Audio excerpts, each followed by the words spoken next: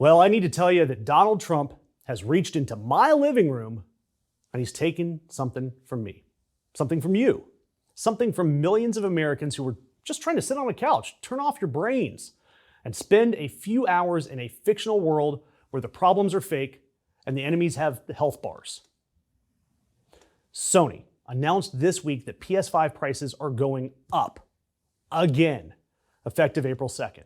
The standard PS5 going from $549 to $649, a digital edition increasing $100 to $599. The PS5 Pro, which was already $749, is now almost $900. The PlayStation Portal streaming device, they've added $50 to that, making it $249. And this is the second price hike in under a year. The first came back in August, it was $50. This one is virtually $100. The PS5 launched in 2020 at $499, and it is now $649. It has appreciated in value like a condo in a flood zone. And I gotta tell you, as somebody who enjoys video games occasionally, I didn't consent to any of this. And Sony, their official explanation, continued pressures in the global economic landscape. It's a phrase that carries a lot of weight, AKA Trump's tariffs and chaos have drove up manufacturing costs. The Iran war drove up oil prices, which drove up shipping costs. And the AI bubble has created a RAM memory shortage. DRAM contract prices are up 170% year over year. Why? Because every data center in the country needs the same memory chips that go into your PlayStation. Xbox, they raised their prices twice last year. Nintendo raised the Switch. Sony was developing a PS6, and it's going to get pushed probably to 2029 because the economics don't support a new console. And for context on how genuinely unprecedented this is, in every previous console generation, prices went down over time, every single one. The PS1 launched at $299, it ended up at $99. PS4 started at $399, eventually hit $199. Why? Because technology gets cheaper. That's how technology works. The PS5 launched at $499 and 6 years later is now $649.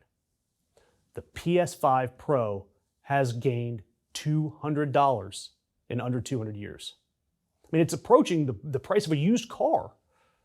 A used car at least would have resale value, of course, in a world that may have $6 gas. And here's what kills me about all this timing. What are people actually playing right now to escape the existential dread of the news cycle? There's a game called Avowed. It's about navigating a collapsing empire in a political crisis. Assassin's Creed Shadows, set during a period of violent political upheaval. Monster Hunter Wilds, where humanity was disrupting ecosystems so badly that the natural world tries to kill everyone. You've got Civilization, the 7th version of it, where you build an empire that inevitably collapses because of your mismanagement and overextension. And these games are less stressful than the actual news. And now I can't afford the hardware to play them. Sony, they had to carefully evaluate this decision, and they determined that there was no choice.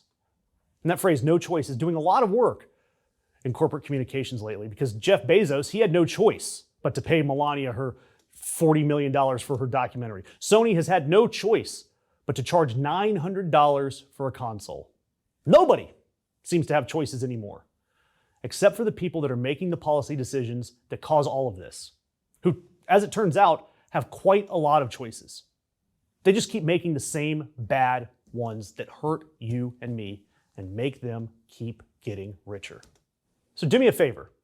Any interaction, likes, comments, shares, subscriptions, notification bells, that is what keeps us going when the algorithm decides not to push our videos. We appreciate you more than you know.